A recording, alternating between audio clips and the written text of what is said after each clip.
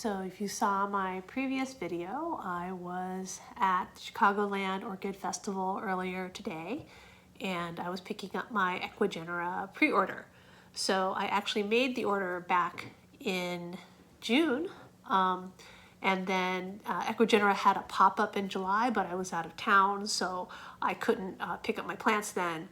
And so I asked them basically if I could do pickup at the Chicagoland Orchid Festival, because I knew they would be there at Hauserman's. And so I have here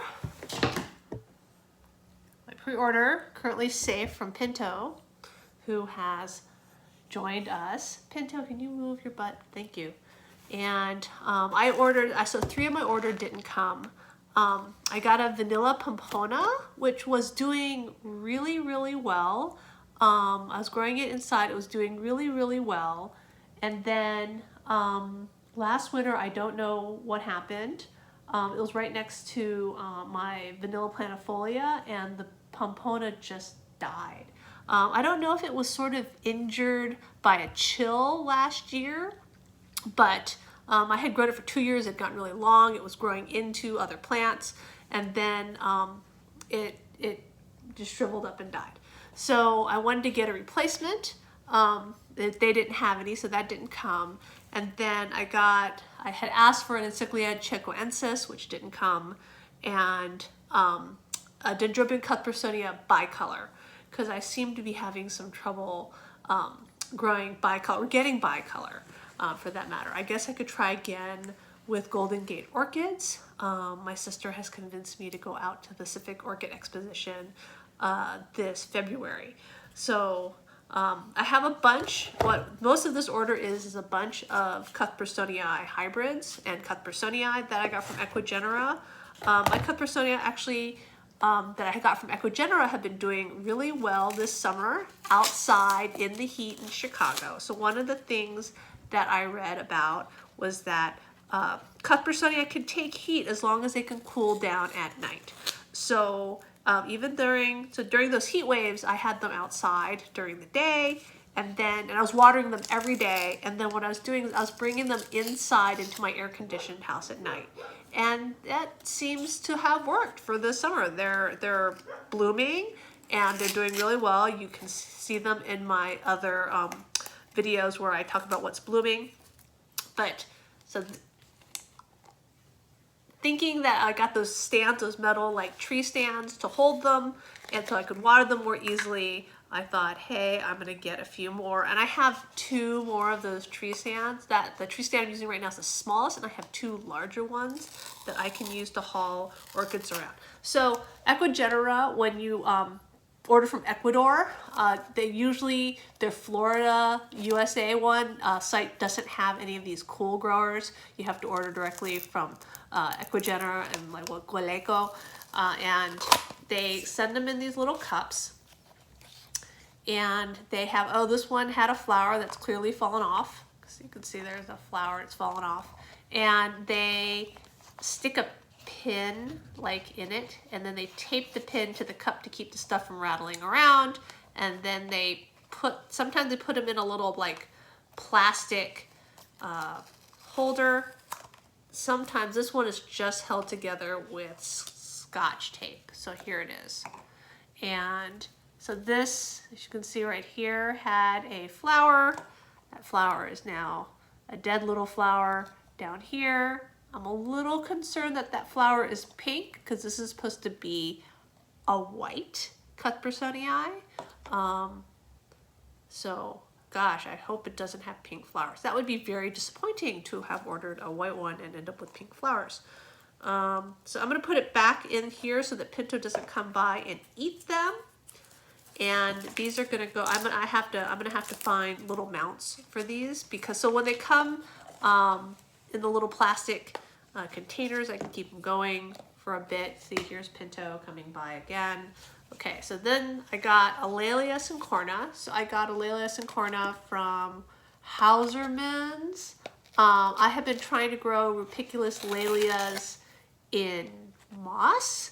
It was in moss, and I had it with my other lallias, rupiculus lallias that are in my collection, and it just, it didn't like it. It just the pseudobulbs kept shriveling, and I wasn't watering it more than the other Rupiculus Lelias, but it really wasn't very happy. The pseudobulbs were kind of shriveled when I got it. It wasn't doing very well. So I've thrown it out, so it's gone. It shriveled to the point where I felt like it wasn't really acceptable, and I thought I would try again with a different one. So here is Laelia syncorna in its little cup, and I'm putting the lids back on all of these, one to keep their tags with them because they've taped the tags to the inside of the cups, and also because Pinto is prowling around here like a land shark. So let's see. Okay, so all right, so this is Dendrobium Gayton Minette. This is also a replacement. So I got a Gayton Minette from a miniature grower. What is his name? Oh, the Tarzan group. The Tarzan group.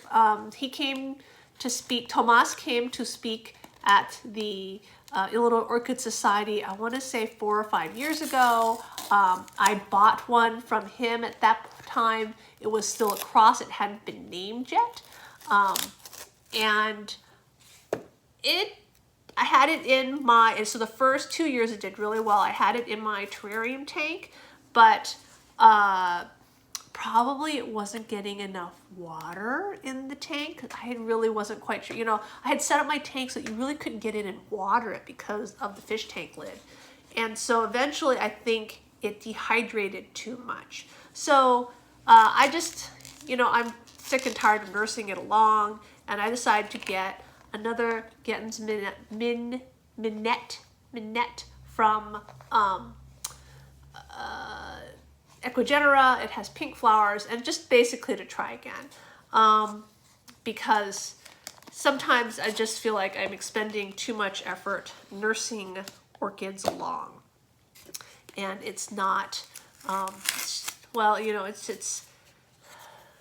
just too much work, and I have a nice, well-paying job, and I feel like it's worth it to spend money to get a new plant and start over and throw the old one in the compost.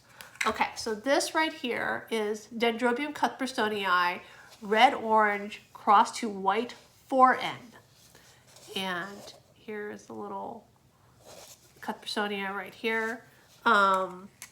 It doesn't have a bloom. I don't know what color it will be since it's a cross between a colored and an alba, though usually I hear alba's recessive, so most likely that means it will it'll be colored. It'll be a color. I mean, I hope it's like a bicolor then.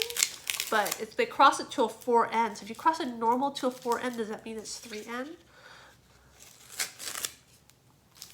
All right.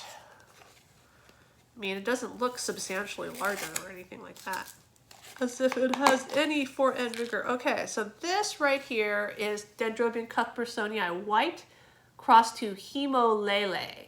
So I don't know if Hemolele is a dendrobium or if it is like a variety of cuthbertsonii. It's not really clear to me, but I'm gonna have to look that up. So there's a little flower on this one. You can, oh God, let me see if I can pick it out and show the flower. So they tape this one looks like they wrapped it in foil, then they tape the foil around the orchid, and usually what they have in here is a little tiny bit of moss.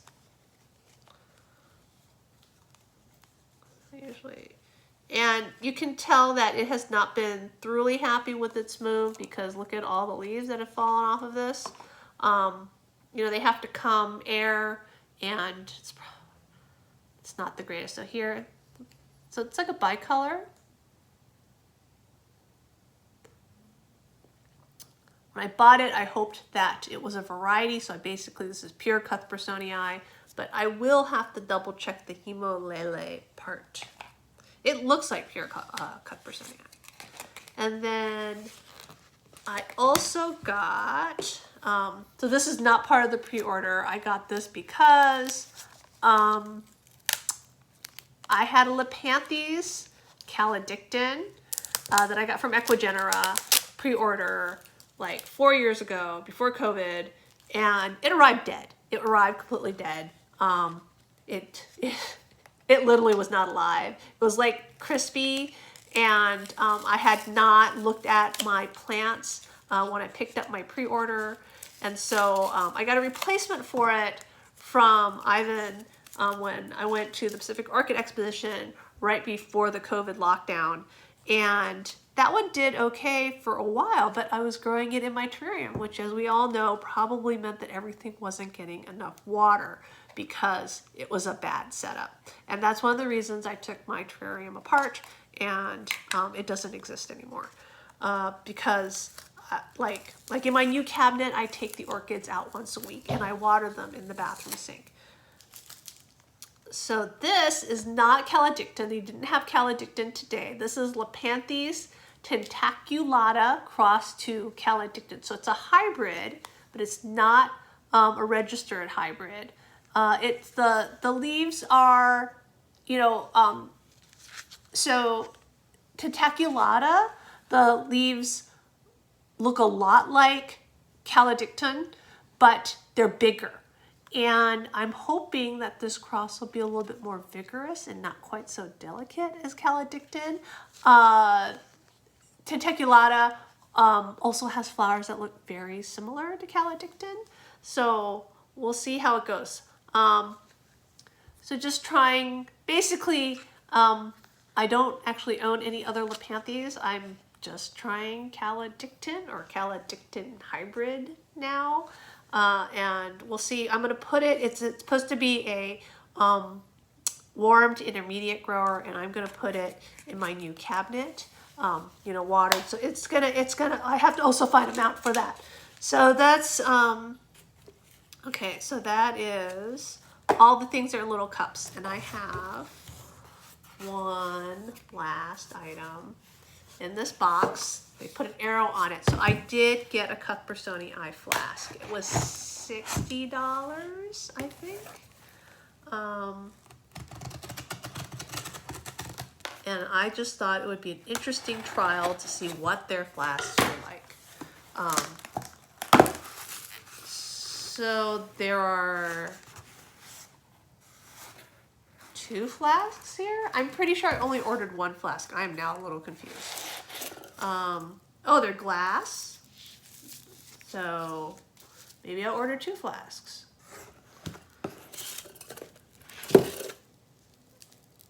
Because they're different. So they're both Cuthbertsoni. One is Cuthbertsoni white 4N crossed to big red large. And the other is Cuthbertsoni xanthina crossed to pink, crossed to purple and white. Who knows? What I'm hoping is that these Cuthbertsoni might bloom out in a lot of different colors. Because that's the cute thing. If you ever see a whole horde of Cuthbertsoni blooming, they're all different colors. And so when I went to Golden Gate Orchids, he had an old log that he had pseudo bonsai. He put in a big bonsai pot. Ron Parsons had, and then he put little tiny Cuthbertsoni all over it. It was just so cute. I have saved myself a large, round, hollow cork trunk, and I am hoping to do something similar. So here we go. I just cut off the plastic. This is what, it's a little, disturbed from the travels, right? It's a little beat up, but not bad. And then let's have a look at the other one.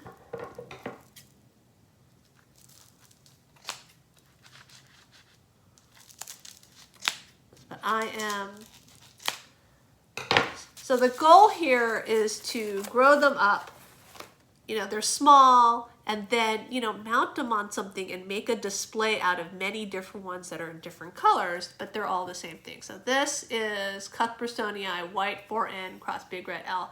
And I guess it's a little bit less disturbed, though. I don't know if stuff is growing or this stuff has just all come out of the media because of the jostling from this travel. We'll have to see. I've obviously never done a flask of Cuthbertsoni before. These will be easy to get out. I will probably, I'm gonna have to grow these like in a jar or something that I water and I keep really humid but cooler. They're not gonna be able to go like right outside. So anyways, that is my Ecuagenera haul. I really had thought I had, that this one was a single plant, not a flask. So that's it. And please join me tomorrow when I go and do the second day of the Chicagoland Orchid Festival at Nats.